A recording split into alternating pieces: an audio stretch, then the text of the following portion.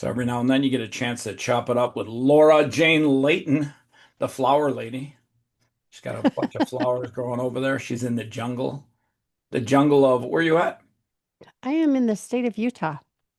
I can't think of Utah as being a jungle, but you've turned it into a jungle. Well, that's because it's inside the house. We're desert outside. That is true. I'm in Vegas, the other desert. Yeah, I you're actually in like the I hot actually like desert. Utah a lot. I enjoy it here. Weather is perfect. Gets cold, gets warm, but never extreme. Yeah.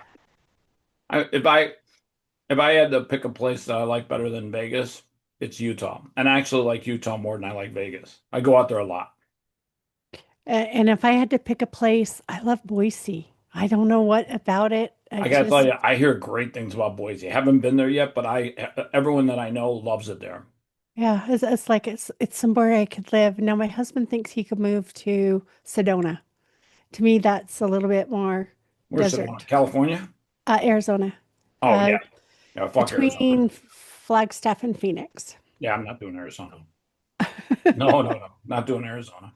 I mean, I've done Vegas, but yeah, Arizona gets extremely hot. So talk a So, little bit about loving yourself. oh, yes, I grew up in a big family, and uh, not that that matters, but there's eight of you, and you're all competing for that same love. And kids, siblings will be siblings. They're going to be mean. They're going to try to put you down. And I grew up just thinking I was at the time I wasn't redheaded, but the ugly redheaded child, the one that didn't belong. And so there was a lot of time that I spent not always wanting to be different, always wanting to be someone else, always wanting to be like so and so. And that constant comparison of I'm not like them, and as you get older and you start, you still don't feel good in your skin and you still just don't know how to live. It's like, because you always want to be somebody else. And as long as you're always wanting to be someone else, you're never going to figure out who you are. And it was that moment I'm driving home from work, listening to the Abraham Esther Hicks tapes, if you've ever heard of them. She channels this entity called Abraham, and they were talking about love. And, I've heard this a million times. You can't love yourself. You can't love others unless you love yourself and Isn't that a XYZ. song? Love the one you're with. Oh, that's even better, since you're always with yourself. Might as well turn that into loving yourself song. But yeah, I it definitely got to a point and it said, you cannot expect others to love the parts about you that you don't love. And I was always being judgy that my husband should be unconditional and he should just love me just exactly the way I am. But the whole time I was the one being conditional. I didn't like what life I was living. And so at that moment, I started looking inward instead of comparing to everybody else. That's like, who am I? And maybe there's something about me that shines, and that's where you start looking at that inside. You can have the most beautiful car in the world. And in my head, the most beautiful car in the world is a sports car. So I can picture it and it's cherry red or black, one of the two. There's no other color for a sports car. And just that, oh, sleek, beautiful look. But if it's in the garage without an engine, what good is it? And so much of my time, the only thing I spent was, what do I look like on the outside? What is it? But I never cared if my engine was working or if anything else was functioning. There was a time when I had gotten my oldest had turned 16 and we bought him an old used car because that's my freedom. I no longer have to be the taxi. And it was like the most exciting moment. And we're like 2 months later, Halloween Day, he calls me and he's dead on the road. What do you mean dead on the road? What are you The talking about? road, the car quit working. Oh, ooh. And I'm like, what happened? What's going on? And we take it to the shop, and he had blown a rod. It had run out of oil. I go, didn't you get a light that said, check your engine? He says, yeah, every time when I get it started, but I started driving, it'd go off. And that's what we do to our bodies. Oh, I got a creak in my neck, or oh, I have a headache, or oh, I have. And all we do is cover it up, keep going, and we ignore those signals. Like, my body's not low on aspirin. Why is my body have a headache? And when you start looking at that inside of what is making you tick and what is causing the discomfort in the body, then you can actually fix what's causing that sports car to not run. And would you love yourself being the best looking sports car ever with everything? It's got all of the bells and whistles electronically, but it doesn't have an engine. That's a good analogy. Like a lot of people, they don't look for the telltale signs of, what's going on in their body. Yeah. And I could, so many people, well, I don't feel well, so I'm just going to add women. I'm going to puff up my lips. I'm going to add eyelashes. Oh I'm my going God. to, I you saw a know, girl recently. She's the daughter of a quasi friend of mine, somebody I know, and he paid for so much plastic surgery on her. It is insane. I mean, she got her lips plumped up, she got her face lifted, and she's only like 21 years old. Like it's crazy. She got her breast implants done, and it looks horrible. Like I was about to just, radically tell him, listen, what the fuck were you thinking? And sad to say, he seems super proud of her, and at the end of the day, to each their own. But yeah, plastic surgery, I'm not a big fan of it. I think does more harm than good. and it just shows that we don't love ourselves. Have you ever gone out in nature and you're just like, I'm like the most recent trip to the Grand Canyon. And you know what I thought was the most breathtaking and the most awe were those dead trees that just had so much character to them. It's like you're looking at them and you go, how long have you been here? And the age and the wisdom and the knowledge that this amazing, beautiful tree has. But if that was a person, what would we be thinking? What would that tree be thinking? And we judge so much on, oh, that person doesn't take care of themselves, or oh, that's not how people should act. But did you know that when you start loving yourself, that stops being as big a deal? Because you no longer have to find something about the other person to not like, so you're good. You're constantly looking at how other people are worse than you, so you feel good about yourself. Well, what is that saying that they say is confidence isn't walking in the room and thinking you're the best. Confidence is walking in the room and knowing it doesn't matter who's the best. It's That is true. when you can feel who you are. That's what matters. I couldn't agree with you more. You What ever, made you what made you look deep inside and figure this stuff out for yourself? well, it was that tape listening, back then it was tapes, not MP3 players, but listening to that tape and it's like, okay, I am sitting here judging my husband for not loving me the way I am. And those are the things I don't like about me.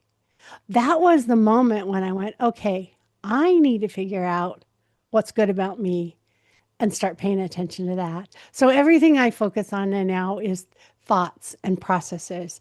We're growing up and someone steals your toy and you yell at them or hit them and you're told to say, I'm sorry. And you're like, I'm not sorry. I, he took my toy. It's mine, and all of a sudden you're the one going, now you got to look him in the eye and mean it. And so you're like, I'm sorry. I spent so many years apologizing for my existence. I was so bad, I'd run into the wall and say sorry. Yeah, like the wall cares that you bumped into it. No. And so it's those things. It's like, how do you find or let go of that shame? And it's like, thank you all for being there and holding me up. What can I find instead of being sorry for whatever just happened? How can I be thankful for the situation? And I started looking for the gratitude in everything. When people go, oh, unfortunately, my car died. Now, wow, fortunately, my car just died. And so I get a new one. What is that good thing that's coming out of? What is the fortune we're getting? And when you start looking at that side of the story, instead of all of the things that are going bad and I'm a victim and everything is awful, and that's when life changes. That's when you go, oh, it's okay. I I used to be the biggest judgy person of everybody else, but purely because I didn't like me. So I had to find bad things about everybody else to feel okay. And I don't do that. I don't care anymore. I mean, I love them and I care, but from a pure you're you and not all these made up standards that somebody told you. And what is your measure of success? What feels like success to you, Chris? It's funny. A while back, I started working on a book and I got to finish it. And it's called Zero Fucks. And I came to the Mm. reality about 10, 15 years ago that I give zero fucks about anybody else's opinion because they didn't make my life and they're not going to break my life. And at the end of the day, people have to take ownership of their life and literally give zero fucks about what other people say on social media or whatever. We got so many people on social media that are bragging about their new car or their new home. And then people think to themselves, oh my God, I wish it was me. I wish it was me. Don't worry about them. Don't worry about those people. And then you got other people on social media that are criticizing people. Your nose is too big. You don't have any hair on your head, blah, blah, blah. Listen, you gotta learn in life to give zero fucks about the people and their opinions that don't matter to you. Because they didn't make your life and they're not going to break your life. Well, and what we see in other people, and especially with social media, is the highlight reels.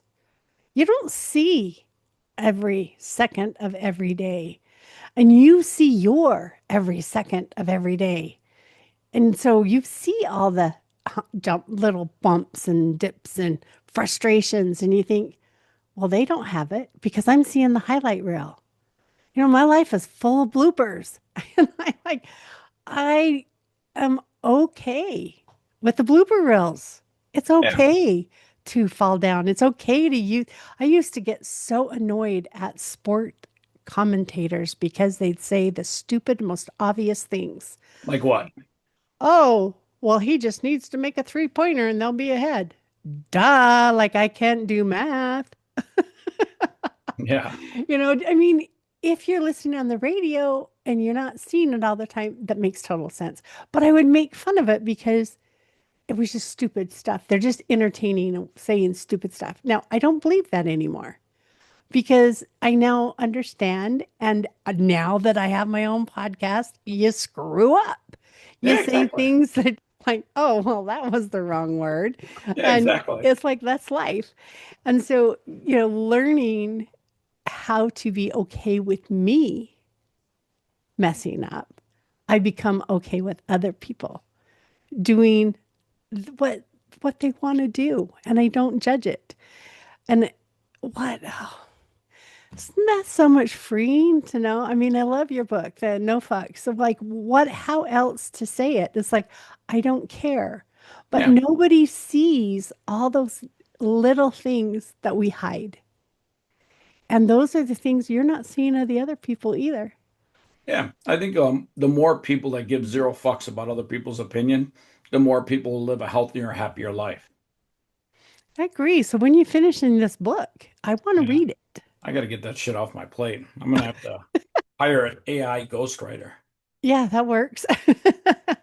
Talk a little bit about what's on your roadmap, things that you want to achieve over the next 12 to 18 months.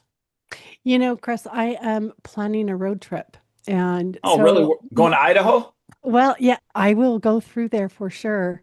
What I'm doing is, my podcast is all about kindness and kindness. To create world kindness, we got to start with ourselves. Kind of like Michael Jackson's song, The Man in the Mirror. If you want to make a difference, you got to start with the man in the mirror.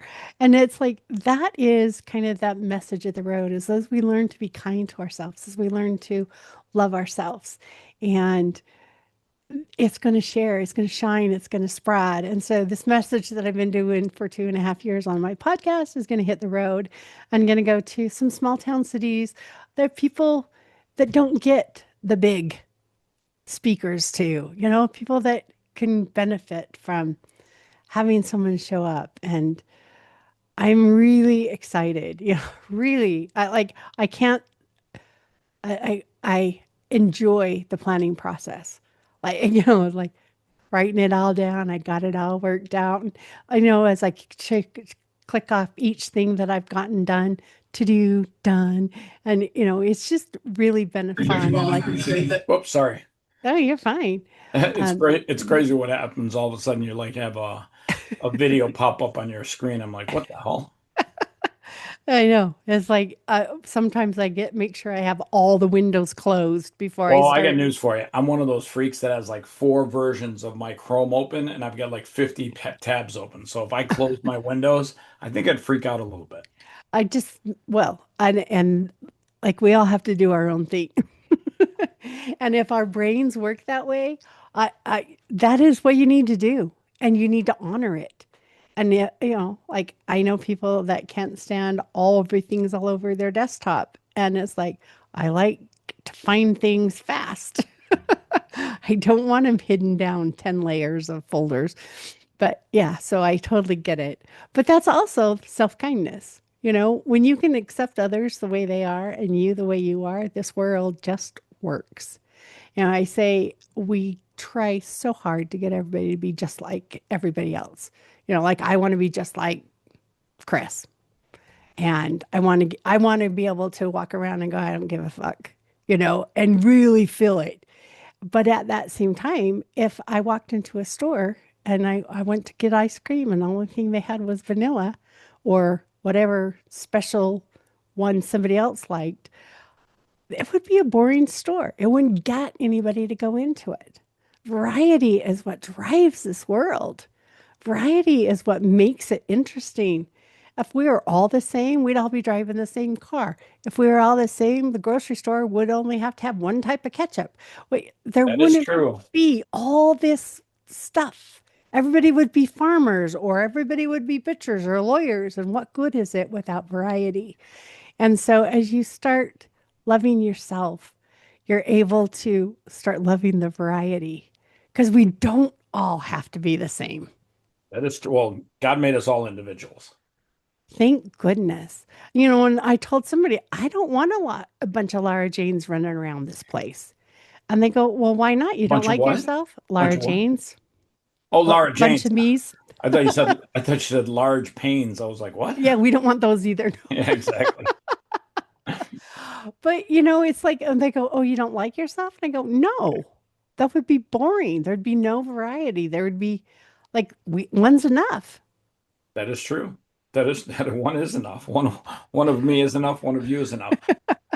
Talk to the camera for a quick second and tell somebody that's watching this something inspirational that'll get them to understand who they are a little bit better. You know, when you look back at your life and you experience or relive those hardest moments, those moments of rock bottom, whether you're in it right now or it was 10 years ago or 50 years ago, or you've hit rock bottom multiple times. I know I have. When you reflect on that, you had the strength to get up. You are still moving forward. You don't gain strength from staying up tall all the time. It's when you get down and you're on the ground and you have to get up and you fall down and you get up. That resilience that's built right into you is there for the big, huge falls and the little bumps to the wall. And that resilience is in us all. And when we tap into it, you know, and you always have the strength to be you. Now, my best day today may be sleeping all day because I was worn out and exhausted. My best day might be I ran a mile, which that would be a lie, but I got a lot done. Our best days are going to change. Man, if I could mop my kitchen floor, that'd be a good day for me. You know, they now have those mops like the automatic Like the Roomba? vacuum. Yeah, they Yeah, have so here's the mops. thing. I have four dogs, three little guys and a big guy. I'm pretty sure they would all attack that Roomba as an alien. Yes, For sure, the little guys would drive me cuckoo barking at it, but the big guy might look at it and go, "Okay, it I'm would pretty be. sure, I'm pretty sure that's an alien. I'm going to save my dad's life." My dogs would have it outside. Yeah, That's why exactly, we don't have one. exactly. How many dogs you got? I just have two and they're little, but Trust they me. take everything outside. I have found my undergarments outside in the morning. Yeah, me too. I got to tell you something hilarious. I recently went on a trip to Fort Lauderdale. I spoke at an event, and I couldn't find my neck pillow. And 5 hours on a plane, that neck pillow is pure gold. So I ended up buying one at the airport. And I came home and I changed my bed sheets. And to do that, I have to move my bed over to get around the side because it's up against the wall. And when I moved my bed over, my little dog, she's a Pomeranian. She's funny as fuck. She took my she took my neck pillow and put it underneath the bed with her. She has all these things underneath the bed, like toys and underwear. She'll grab my underwear and pull it under there. And I found it and I looked at her. I'm like, "What did you do this for?" And she looked at me. She's like, "I thought if I took it, you wouldn't leave." And I'm like, "No, I had to go to work anyhow. I had to buy another neck pillow." She goes, "Yeah, but I love that neck pillow. It lets me sleep so good at night." And I'm like, "All right." So I literally found it underneath the bed and I laughed my ass off because I'm like, the only way it got to that spot is she had to drag it. And for her, the neck pillow was pretty big. It was almost the size of half her body. So she had to grab it by the string and pull it along and under the bed.